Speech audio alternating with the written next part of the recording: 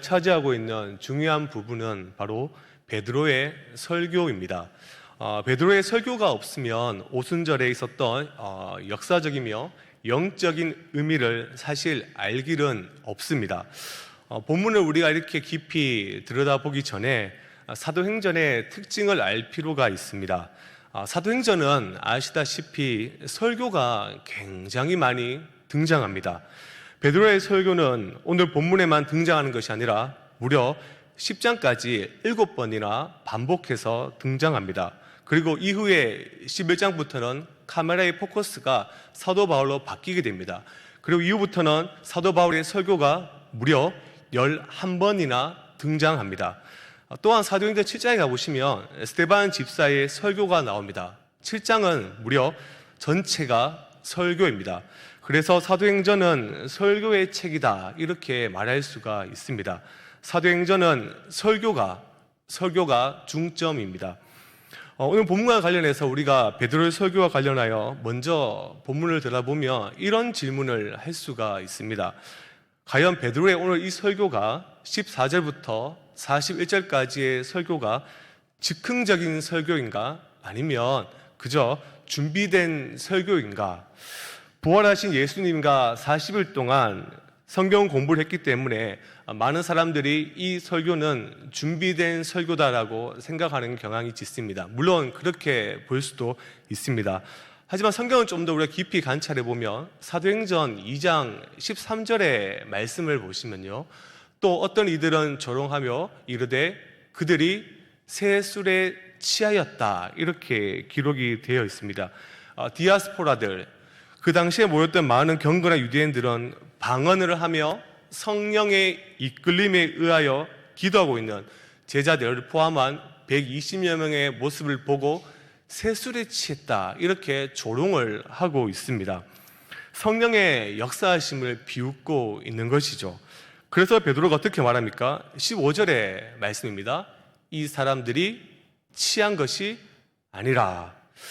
설교를 한 이유가 바로 여기에 있습니다. 취한 것이 아닙니다. 제가 이제부터 우리가 지금부터 기도하는 이 현상에 대해서 설명해 드리겠습니다. 베드로는 청중의 반응에 의하여 즉흥적이면서도 변증적인 설교를 이제부터 이어가기 시작합니다. 그래서 성경에 보시면 14절과 15절에 보시면 베드로가 먼저 무엇에 대해서 언급을 하고 있습니까? 시간에 대해서 언급을 하고 있습니다. 여기서 제3시는 오후 3시가 아닙니다. 친절하게도 우리가 가지고 있는 성경을 보시면 대부분 다 개역 개정 성경인데 성경을 보시면 난해주로 오전 9시로 표기가 되어 있을 것입니다. 보통 사복음서나 신약의 역사서, 그러니까 사도행전을 보실 때 시간이 등장하면 거기에다가 더하기 숫자 6을 덧붙이면 됩니다. 그런데 지금 이 시간은 오전 9시입니다.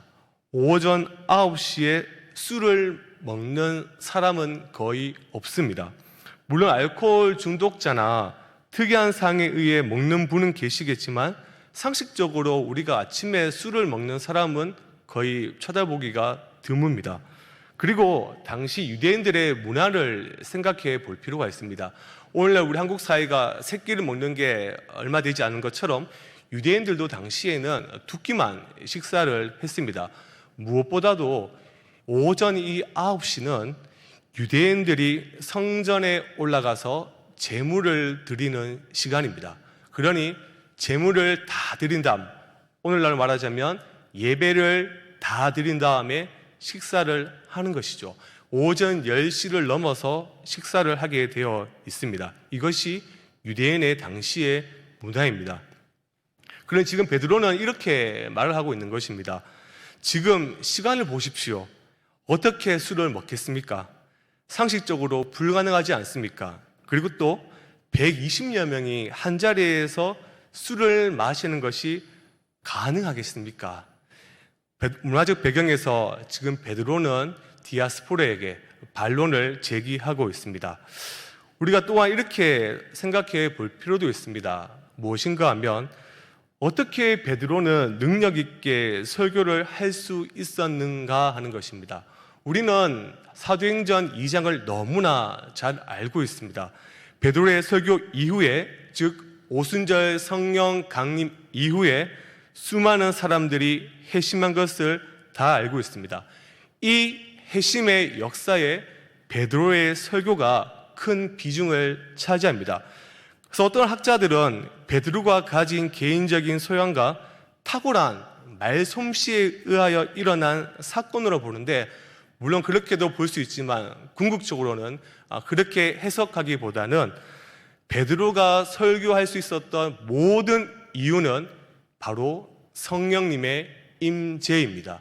우리가 앞으로 사도행전 4장에서도 살펴보겠지만 베드로가 변론이나 설교를 할 때 항상 성령의 충만함에 의해서 설교를 시작하게 됩니다. 사도행전 1장 8절의 말씀을 여러분들 다 기억을 하실 것입니다. 사도행전 1장 8절의 말씀 제가 읽어드리겠습니다. 오직 성령이 너에게 임하시면 너희가 권능을 받고 예루살렘과 온 유대와 사마리아와 땅끝까지 이르러 내 증인이 되리라. 내 증인이 되는 사건이 바로 베드로의 설교입니다. 성령님의 임재에 의한 설교로 사도행전 2장 41절의 역사, 수많은 사람들이 회심하는 역사가 일어나는 것입니다. 그래서 베드로의 설교를 살펴보기 전에 기억할 것은 사도행전 1장 8절의 말씀입니다. 성령님의 임재와 역사와 능력입니다. 성령님의 임재와 역사와 능력은 설교를 통해 드러납니다.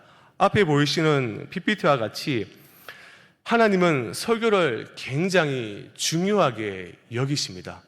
하나님이 설교를 얼마나 귀하게 생각하시는지 우리는 한번 곰곰이 생각해 봐야 합니다.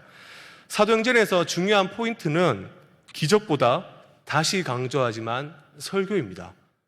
우리는 가끔 사도행전은 기적들을 모은 책이다, 그래서 기적에 많은 것에 초점을 두고 해석하는 경향이 짙지만 물론 그것도 맞습니다. 그러나 주된 포인트는 그것이 아닙니다. 사도들의 설교가 중요합니다. 말씀의 능력이 드러나는 책이 바로 사도행전입니다. 그래서 사도행전의 역사의 단락이 바뀔 때마다 사도행전에 이러한 특이한 점이 있습니다. 사도행전 6장 7절과 12장 24절과 19장 20절의 말씀입니다. 앞에 보이시는지 모르겠지만 제가 읽어 드리겠습니다. 하나님의 말씀이 점점 왕성하여, 그리고 12장 24절에 하나님의 말씀은 흥왕하여, 또한 19장 20절에 주의 말씀이 힘이 있어 흥왕하여, 바로 설교와 관련이 되어 있습니다. 성령님은 교회를 처음 태동시킬 때, 그리고 지금도 여전히 설교를 통해 하나님은 일하십니다. 베드로의 설교에 의해 예루살렘 교회가 탄생한 것처럼 우리 한국 교회도 동일합니다.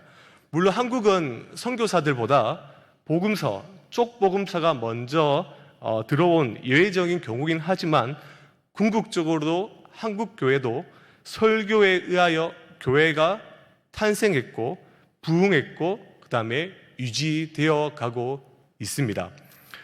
감리교 선교사들 가운데 조지 존스라는 선교사님이 있습니다. 우리 장로교 선교사님 아니시고요, 감리교 선교사님이신데 이분 인천에서 선교 사역을 시작하셨습니다. 아시겠지만 한국 초창기에 선교사님이 들어오셨을 때는 대부분 다 서양 귀신이다 이렇게 해서 다 멀리 하였습니다. 그래서 사실은 예배당을 만들고 설교를 시작해도 아무도 모이는 사람이 거의 없었죠. 그러나 그의 곁에는 이명숙이라는 조사 여인이 한 분 붙어 있었습니다. 하도 교회에 성도가 안 오니까, 사람이 오지 않으니까 이명숙이라는 분이 하나의 계책을 냈습니다. 그게 뭔가 하면 개 모임입니다. 개 모임을 만들어서 우리가 사람들을 모으자. 그래서 개 모임을 만들고 얼마 되지 않아서 무려 50여 명이 교회에 모이게 됩니다. 선교사는 매주 예배당에서 돈에만 관심이 있는 개군 교인들에게 설교를 했습니다. 그러나 지금도 그렇지만 교회에서 하는 개가 잘된 경우는 거의 드뭅니다. 오래 지나지 않아서 개군 중 한 명이 돈을 챙겨 도망갔고 걔는 그만 깨져 버렸습니다. 개군 교인들이 교회 출입을 끊는 것은 물론이고 교회 평판도 굉장히 나빠졌습니다. 그 선교사님이 많은 걱정을 했었죠. 어떻게 하면 좋나? 오히려 교회가 더 욕을 먹지 않는가? 다음 주에 선교사님이 예배당에 나갔습니다. 그때 2명이 예배당에 앉아 있었습니다. 선교사님은 그 2명을 보고 개돈을 달라라고 협박하며 찾아왔구나라고 생각했는데 그 2명이 다음과 같이 말을 했습니다. 그동안 예배당에서 들은 말씀이 너무 좋아서 왔습니다. 계속 나와도 되는지요? 라고 이렇게 조심스레 물었습니다. 그들도 처음엔 개군 교인이었습니다. 그러나 어느 순간 설교의 말씀을 듣다 보니 그들이 이제 참으로 회심을 하게 된 것입니다. 그 교회가 어딘가 하면 바로 인천 내리교회입니다. 저기가 바로 인천 내리교회이고 인천의 최초의 교회이고 선교사가 최초로 들어왔고 한국 최초로 또 선교사를 보낸 훌륭한 교회입니다. 그런데 이 2명의 회심자 중에서 이승환이란 분이 있습니다. 이승환 분에게 이 조지 선교사가 이제 세례를 받자라고 이야기를 했는데 이승환 이분이 그럴 수 없습니다라고 이야기를 했습니다. 왜 세례를 받지 않느냐라고 물으니까 2가지 이유가 있었습니다. 첫 번째는 자기가 지금 주막집, 오늘날 말하자면 이제 술을 파는 것이죠. 술 장사를 하기 때문에 아직 양심의 가책이 있습니다. 그리고 저희 어머니가 아직 예수를 믿지 않는데 제가 어떻게 먼저 예수를 믿겠습니까? 그래서 조지 선교사가 직접 어머니에게 찾아가기로 합니다. 그런데 참 그 어머니가 어디에 계셨냐 하면 강화도에 계셨는데 안타까운 것은 강화도에서 가장 실세라 말할 수 있는 한 분이 계셨습니다. 그분이 바로 고집 센 양반 김초 씨가 있었는데 그분이 조지 존슨 선교사님이 자기 땅에 내리는 것을 끝까지 반대했습니다. 그래서 다음 화면을 보시면 이승환이 결국은 어머니를 밤에 업고 나와서 바다의 한 중간에서 배에서 저렇게 세례를 이제 선교사가 베풀었습니다. 지금도 저기 가서 세례식을 하는 경우가 종종 있습니다. 그래서 저렇게 세례를 받고 이승환의 어머니의 교회에서부터 강화도의 최초 교회가 시작되었습니다. 바로 그 교회가 교산교회입니다. 이 모든 것이 다 설교를 통해 이루어졌습니다. 설교의 위대함을 우리는 알아야 합니다. 가장 미련한 방법 같지만 하나님은 오늘날에도 당신의 부족하지만 설교자를 통하여서 교회를 세워 나가십니다. 앞으로 우리가 살펴볼 사도행전의 모든 교회가 그렇습니다. 설교를 통해 교회가 출발하였습니다. 그러니 우리는 베드로의 설교에 관심을 가질 수밖에 없습니다. 이날에 선포된 베드로의 설교는 과연 어떠한 내용이었을까요? 베드로의 설교를 우리가 다음과 같이 구분할 수가 있습니다. 앞에 보시면 서론과 본론과 결론으로 이렇게 베드로의 설교를 나눌 수가 있습니다.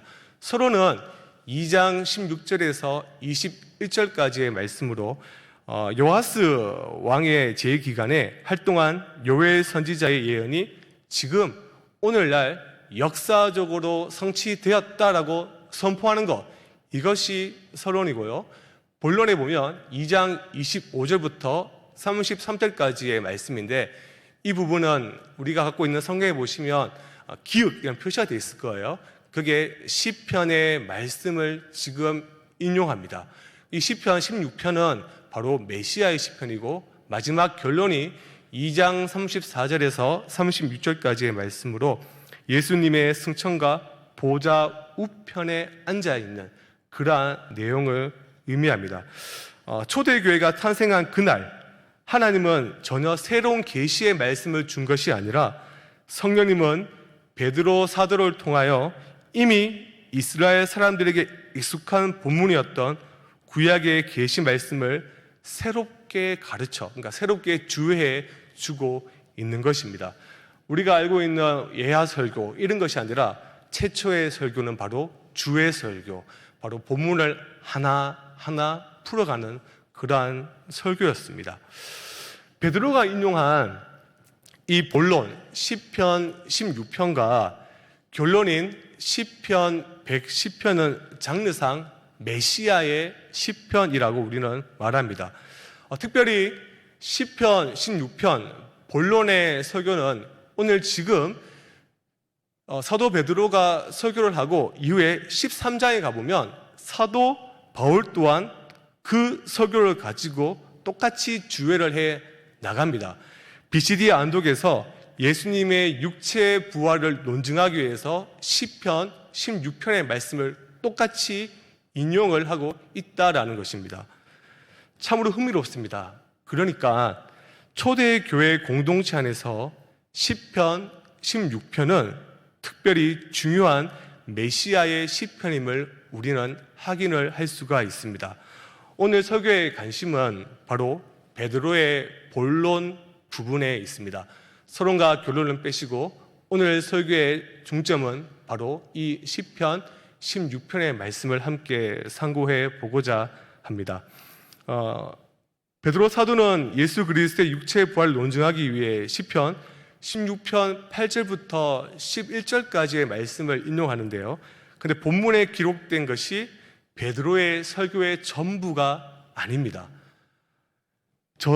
저자 누가는 중요한 부분만을 기록을 한 것입니다. 저도 매주마다 담임 목사님 설교를 이렇게 적거든요. 다 적지 않습니다. 가장 중요한 포인트만 딱딱 기록해 나갑니다. 동일하게 저자 누가도 그렇게 하고 있는 것이죠. 시편 16편 전체가 메시아의 시편이기 때문에 베드로 사도는 분명히 시편 16편 전체를 자세하게 당시에 모인 사람들에게 설명을 했을 것입니다. 우리가 시편 16편을 이제 조금씩 살펴볼 건데요. 그런데 우리가 시편 16편을 이해하기 위해서는 메시아 시편의 특징을 아는 것이 중요합니다. 어떤 특징이 있냐면 메시아 시편에서는 다음 화면에 보시면 1인칭 하자가 메시아 자신으로 묘사되는 경우가 많습니다. 1인칭 하자가 메시아 자신을 가리키는 경우가 굉장히 많다는 것입니다. 쉽게 설명하기 위해서 우리가 죄송합니다 못한데 이사야서 53장 5절 우리가 너무 잘 아는 말씀이죠. 그가 찔림은 우리의 허물 때문이요 그가 상함은 우리의 죄악 때문이라. 그가 누군가요? 바로 예수 그리스도입니다. 그리고 우리가 잘 아는 시편 22편이 있습니다. 시편 22편이 우리가 잘 아는 메시아의 십자가의 그 고난에 많이 인용된 성경 구절인데 거기에 보시면 개들이 나를 애워싸므로 악한 무리가 나를 둘러 내 수족을 찔러나이다. 여기서 나는 누구일까요? 이 시편은 다윗의 시편입니다. 그런데 이 구절에서 이 하자는 다윗이라기보다는 메시아 자신입니다. 그리스도의 영이 다윗 선지자를 감동시켜서 다윗의 입을 통해 메시아 자신이 지금 말씀을 하고 있는 것이죠. 그래서 다윗이 죽기 전에 사무엘하 23장에 보시면 유언적 찬양이 있거든요. 거기에 보시면 이렇게 고백합니다. 여호와의 영이 나를 통하여 말씀하시어 그의 말씀이 내 혀에 있도다. 이처럼 메시아 자신이 1인칭 하자가 되는 것은 메시아 시편이 가진 특성들 가운데 가장 중요한 특징입니다. 이러한 이해 속에서 우리가 이제 시편 16편 1절부터 3절까지의 말씀을 한번 살펴보도록 하겠습니다. 우리 16편 1편 1절의 말씀 함께 읽어보겠습니다. 시작. 하나님이여 나를 지켜주소서. 내가 주께 피하나이다. 여기서 하자는 누굴까요? 앞에서 제가 말한 것을 기억하면 금방 맞출 수가 있습니다. 다윗이 아니라 바로 예수 그리스도입니다. 예수님께서 십자가를 앞에 두고 그분 자신의 아버지 하나님께 피하는 그러한 내용입니다. 육체적인 고통보다는 십자가에서 감당해야 할 저주의 무게 무엇인가요? 바로 삼위 하나님의 끊어지는 역사, 교통이 이제 상실되는 그 고통에 대해서 예수님께서는 지금 이야기를 하고 있는 것입니다.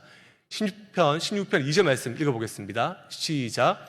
내가 여호와께 아뢰되 주는 나의 주님이시오니 주밖에는 나의 복이 없다 하였나이다.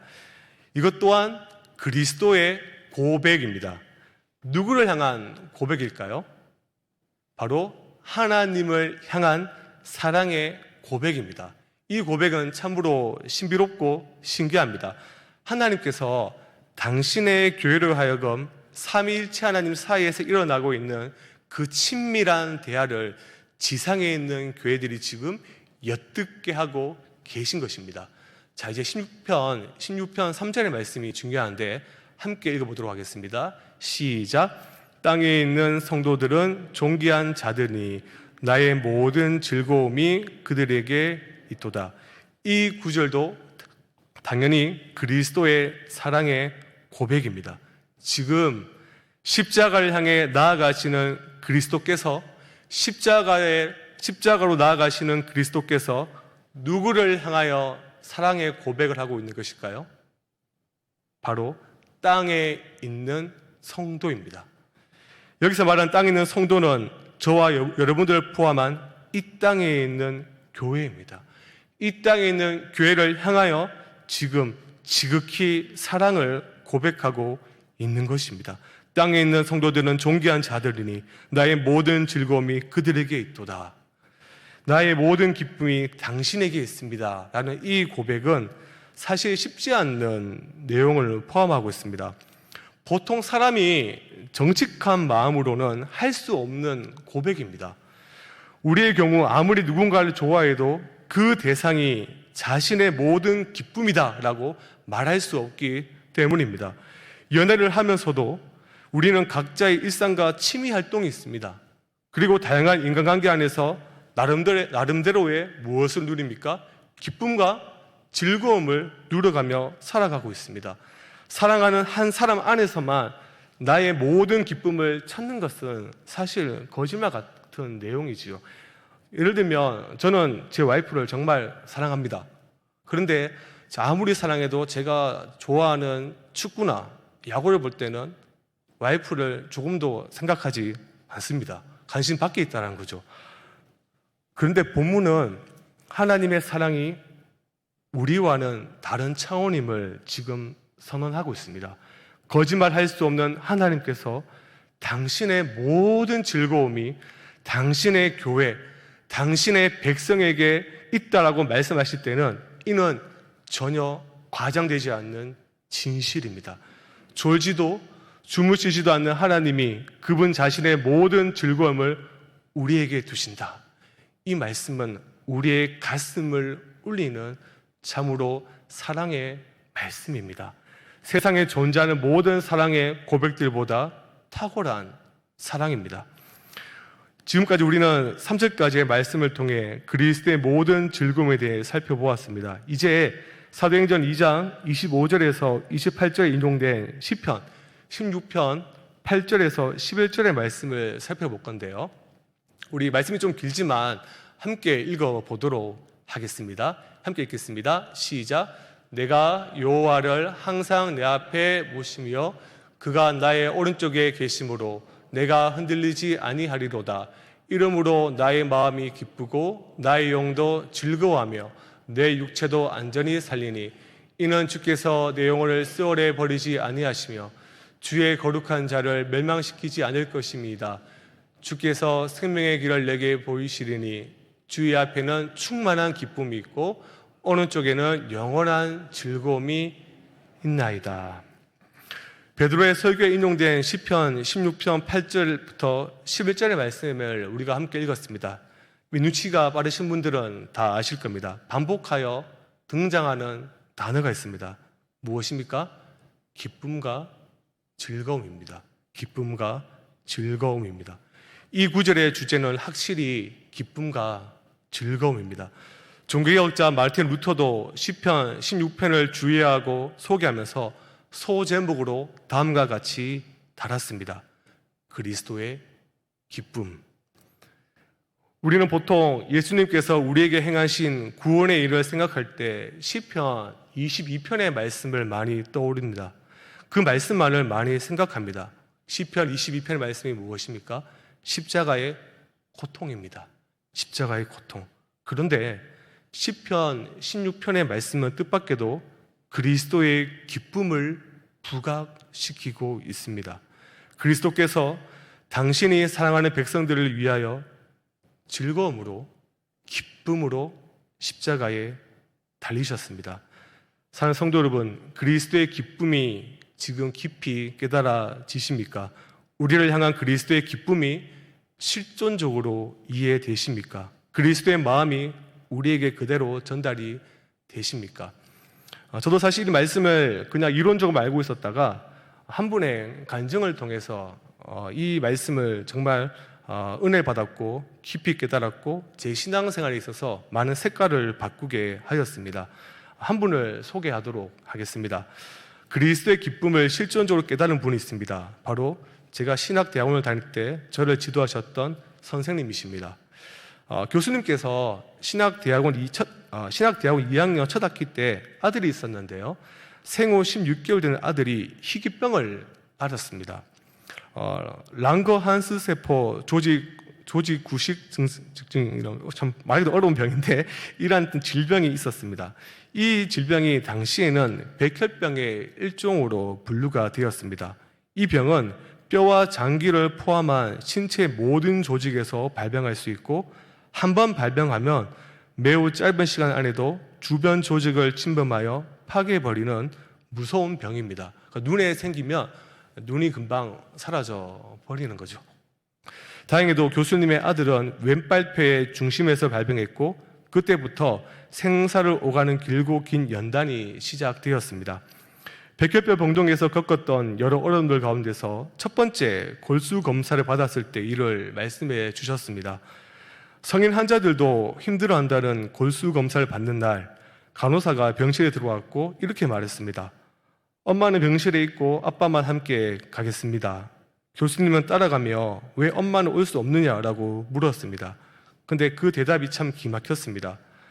아기 엄마들은 골수 검사가 진행될 때 아기를 지켜보다가 기절하는 경우가 종종 있거든요. 이윽고 처치실에 도착했고 교수님의 아들의 골수 검사가 진행되는 동안에 아이가 자지러지게 울기 시작했습니다. 마치 사람이 오가며 몇 차례 이렇게 문이 열렸습니다. 문이 열릴 때마다 아이와 눈이 마주쳤다고 합니다. 수술대에는 아이의 피가 묻어 있는 것을 보았습니다. 그때 아들의 눈빛이 이랬습니다. 왜 아빠가 저기 있는데 나를 구해주지 않을까? 라는 표정으로 아이는 아빠를 보고 울부짖었습니다. 교수님은 아들과 눈을 마주치면서도 어떤 표정을 지어야 할지 참으로 난감했다라고 합니다. 그저 가슴이 찢어지는 슬픔을 당할 수밖에 없었습니다. 한순간 가슴에 통증이 시작되었고 정말 이렇게 나도 쓰러지겠다라는 그 찰나에 그때 뜨끔없이 이런 생각이 떠올랐다라고 합니다. 예수님께서는 참 행복하셨겠다. 예수님께서는 참 행복하셨겠다. 예수님이 너무 부러웠다라고 하셨습니다. 교수님은 계속 생각하기를 인간 부모는 사랑하는 자식을 대신하여 단 한 번의 주사도 대신 맞아줄 수 없는데 예수님은 사랑하는 자녀들을 위해 대신 죽어줄 수 있으니 얼마나 행복했을까. 부모가 자식을 향한 사랑이 최고의 사랑이라고 우리는 종종 말하고 또한 듣기도 합니다. 그러나 어떠한 특수한 상황과 형편 앞에서는 아무것도 해줄 수 없는 나약한 사랑이 될 때가 많습니다. 그런데 우리 예수님의 사랑은 다릅니다. 말씀하신 대로 책임을 지시는 사랑입니다. 나의 모든 즐거움이 너에게 있다 라고 우리에게 사랑을 고백하신 후에는 사랑하는 자녀의 죽음을 실제로 대신 담당하신 참으로 실력 있는 사랑입니다. 그리스도의 기쁨은 하나님의 전능한 사랑에 기초합니다. 세상에 존재하는 모든 피조물과 차별화되는 하나님의 사랑, 곧 하나님의 전능한 사랑이 그 사랑이 계시된 장소가 바로 십자가입니다. 사랑하는 성도 여러분, 오늘도 주님께서는 우리에게 동일하게 말씀하십니다. 나의 모든 즐거움이 너에게 있다. 나의 모든 즐거움이 이 성강교회에 있다. 하나님이 이곳에 주님의 모든 즐거움과 마음을 두셨다면 우리 또한 이곳에 우리의 마음을 두어야 할 것입니다. 하나님께서 지금 우리 가운데서 모든 즐거움을 취하신다면 우리 또한 주님이 그토록 사랑하신 주님의 교회 안에서 지고의 행복과 또한 기쁨을 만끽해야 합니다. 우리 성강교회가 주님의 즐거움과 기쁨을 가득 차 생명력이 역사하며 지구의 행복이, 지구의 그 즐거움이 넘쳐나는 교회가 되기를 진정으로 소망합니다.